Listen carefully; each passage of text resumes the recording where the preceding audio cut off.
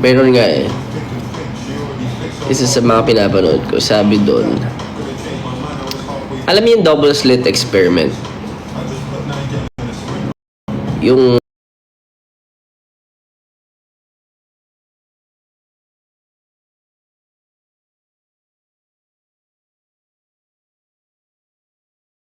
pag tinutukan ng ilaw, tapos pag tinignan mo, yung atoms, nag-react differently. Pero pag hindi mo sila binabantayan, iba rin yung reaction nila.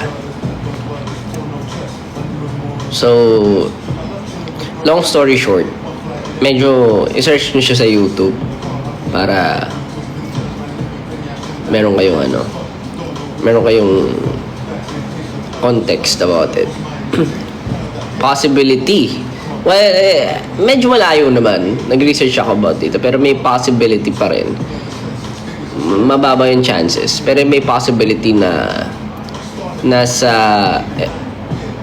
emulation lang tayo. Kumbaga lahat programmable. Lahat ng nakikita natin nire-render.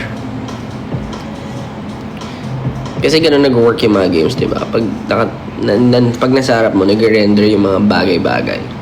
Pero pag wala ka doon, hindi siya ganun.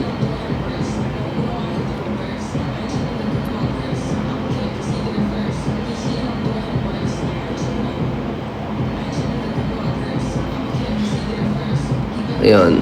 Ano ba maano nyo? Kasi ang galing.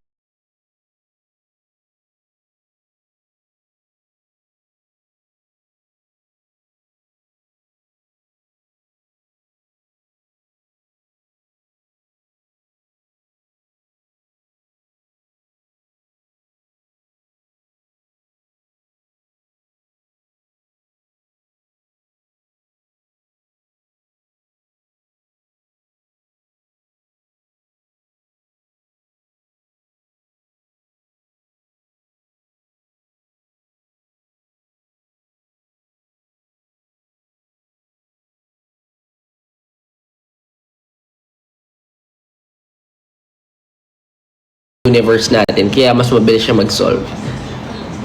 Sobrang logical base niya kasi parang lahat ng possibilities ino-open niya na umaabot siya sa parallel universe or umaabot siya sa mga parallel answers para i-solve yung isang problema. Mahirap siya i-explain for me in hindi ko siya ma-explain siguro ng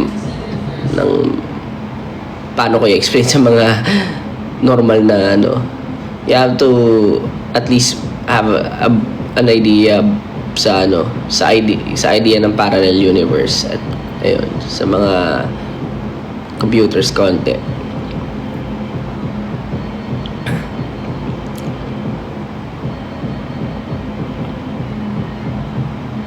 Dami kong pinaglalaban, no? Anyway, wala lang.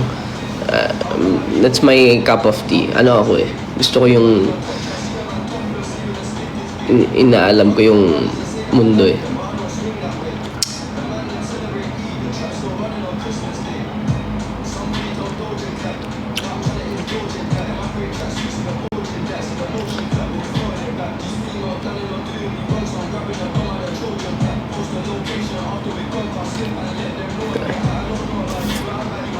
Favorite sci-fi? Interstellar.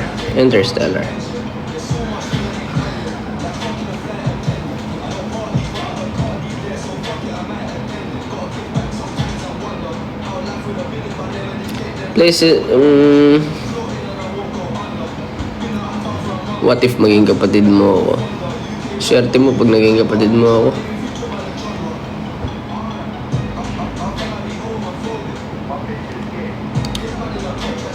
Favorite anime? Favorite anime ko, I think it's going to be Solo Leveling. Before Death Note eh. Ngayon parang medyo, siguro tumanda ako medyo. Pero, ewan ko, ang hirap nun. Dati Death Note talaga. Ngayon medyo